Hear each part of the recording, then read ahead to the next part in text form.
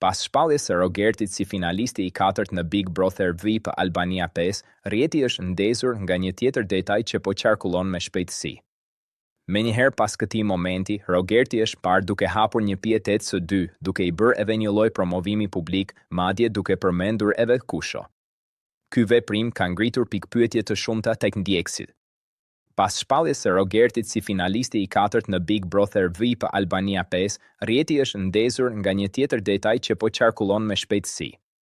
Menjëherë pas këtij momenti, Rogerti është parë duke hapur një pjetet së dy, duke i bërë edhe një lloj promovimi publik, madje duke përmendur edhe kusho.